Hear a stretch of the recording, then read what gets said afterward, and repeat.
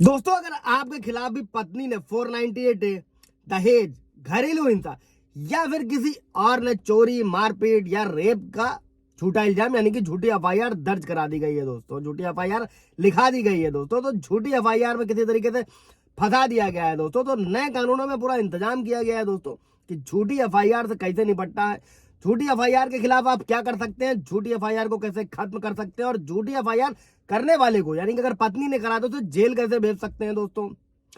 दोस्तों, जिसने भी झूठी एफआईआर लगाई है, मुकदमा किया है, उससे मानसिक परेशानी जो मेंटल हेरसमेंट हुआ उसका मुआवजा कैसे लेना है। दोस्तों, जय नमस्कार, मैं एडवोकेट आशीष मिश्रा। लाइक कर दीजिएगा, शेयर कर दीजिएगा, सब्सक्राइब कर दीजिएगा ताकि ये इन्फॉर्मेशन और लोगों को मिल सके दोस्तों। और इसी के साथ में एक इंपॉर्टेंट चीज नोट करिएगा दोस्तों, बहुत सारे पतियों के लिए भी है, उन पुरुषों के लिए है जिनके पास अगर किसी व्यक्ति को गिरफ्तार कर लिया गया है या किसी भी तरीके का कोई भी मुकदमा है और उसके पास अपनी कानूनी लड़ाई लड़ने के लिए पैसे नहीं है, तो उसे मुफ्त कानूनी मदद दी जाएगी दोस्तों और मुफ्त में वकील भी उपलब्ध कराया जाएगा। और इसके लिए व्यवस्था की गई है नेशनल लीगल सर्विसेज अथॉरिटी द्वारा दोस्तों, state legal services authority, district legal services authority, high court, online offline किसी भी तरीके से आप अप्लाई कर सकते हैं दोस्तों। नालसा की वेबसाइट पर जाकर ऑनलाइन कर सकते हैं। इसके अलावा हर डिस्ट्रिक्ट में डीएलएसए ऑफिस होता है, वहां पर जा सकते हैं। अभी हम लोग बढ़ते हैं अपने वीडियो की तरफ दोस्तों। सबसे पहले तो जो भी झूठी शिकायत देने वाला है दोस्तों, शिकायतकर्ता के खिलाफ काउंटर केस जो भी संबंधित पुलिस थाना निकटतम है वहां पर अपनी शिकायत जरूर दें। और अगर आपकी शिकायत पर सामने वाली पार्टी के खिलाफ कोई कार्रवाई ना हो तो इसके बाद में क्या करना है, एसपी को दे। अगर तब भी नहीं होता है दोस्तों, तो जो नए कानून है भारतीय नागरिक सुरक्षा संहिता की धारा 175 के सबसेक्शन 3 के तहत कोर्ट से आदेश ले सकते हैं और सीधे एफआईआर दर्ज हो जाती है दोस्तों। साथ में ही भारतीय नागरिक सुरक्षा संहिता की धारा 210 के तहत शिकायतकर्ता के खिलाफ जिसने भी झूठी एफआईआर कराई है उसके खिलाफ सीधे मजिस्ट्रेट से भी शिकायत की जा सकती है। इन सभी चीजों से रिलेटेड कोई सवाल जवाब होगा तो कमेंट में पूछ लीजिएगा, क्लियर कर दिया जाएगा। अभी दोस्तों, सभी सबूतों को ध्यान में रखकर जरूरत पड़ने पर जो भारतीय नागरिक सुरक्षा संहिता की धारा 484 है 484, इसके तहत अगर जरूरत महसूस होती है तो अग्रिम जमानत भी ली जा सकती है दोस्तों। और अभी हम लोग बढ़ते हैं दोस्तों कि झूठी एफआईआर से कैसे बचना है। अगर आपको पता चल जाता है दोस्तों कि आपके खिलाफ झूठी एफआईआर दर्ज हुई है तो आप भी उस व्यक्ति की पुलिस में शिकायत कर सकते हैं, ताकि गवाही के समय आप ये कह सकते हैं कि आपने पुलिस को सूचित किया था। और जब भी कोई सूचना या शिकायत किसी भी पुलिस अधिकारी को दे तो उसकी रिसीविंग जरूर अपने पास रख लें दोस्तों। और अगर आप चाहें तो इसके लिए डायल 112 पर भी संपर्क कर सकते हैं दोस्तों। और दोस्तों, जब भी शिकायत लिखा रहे तो जो भी सबूत है, ऑडियो है, वीडियो है, रिकॉर्डिंग है, फोटोग्राफ है, कोई भी दस्तावेज है, उसकी बात उसमें जरूर मेंशन करें। और कोर्ट में ये सारी चीजें आपके बहुत ही काम आने वाली हैं दोस्तों। और आरोप लगने के समय यदि आपके पास मोबाइल हो तो आप कोर्ट में आवेदन कर मोबाइल लोकेशन भी मंगा सकते हैं ताकि बेगुनाही का सबूत मिल सके दोस्तों।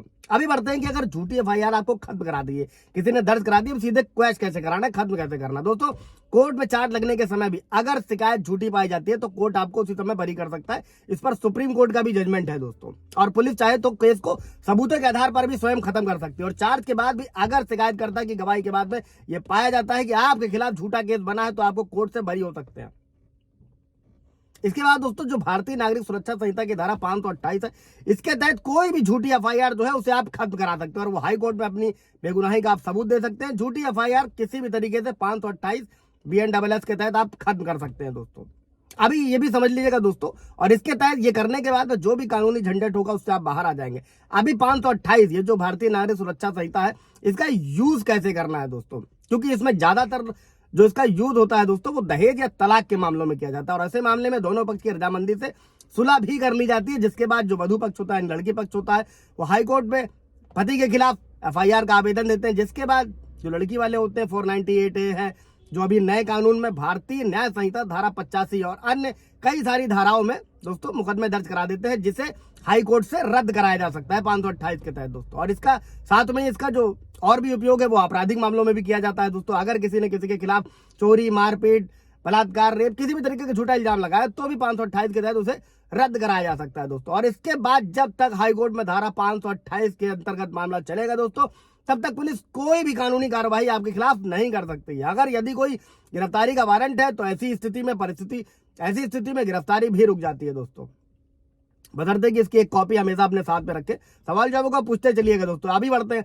अगर आपके पक्ष में कोई गवाह है तो उसको भी बताना रहता है। यदि किसी पुलिस अधिकारी ने झूठी एफआईआर दर्ज करी है दोस्तों, उस पर पूरा ब्रीफ वीडियो है मेरा। अगर आपके खिलाफ पुलिस ने सूचना पाकर झूठी एफआईआर को दर्ज किया है बिना जांच पड़ताल, तो उसके खिलाफ भी कार्रवाई की जा सकती है। तो ऐसे में सजा और जुर्माना दोनों का ही प्रावधान है। जब तक केस चलता है तब तक पुलिस भी कुछ नहीं कर सकती। और अगर आप निर्दोष साबित हो जाते हैं दोस्तों, तो जिसने भी यानी कि पत्नी ने जो भी झूठे इल्जाम लगाए थे उस पर आप भारतीय न्याय संहिता की धारा 356 मानहानि का केस भी किया जा सकता है, अगर किसी भी तरीके की झूठी एफआईआर। और झूठी एफआईआर का केस करने वाले व्यक्ति के खिलाफ इसी के साथ में एक और नई धारा है, उसको भी समझ लीजिएगा दोस्तों। भारतीय न्याय संहिता की धारा 227 के तहत किसी भी तरीके की कोर्ट में या थाने में झूठी गवाही दी गई है, इसमें भी 3 से 7 साल तक की जेल और जुर्माने का प्रावधान है दोस्तों। ये है पूरा वीडियो।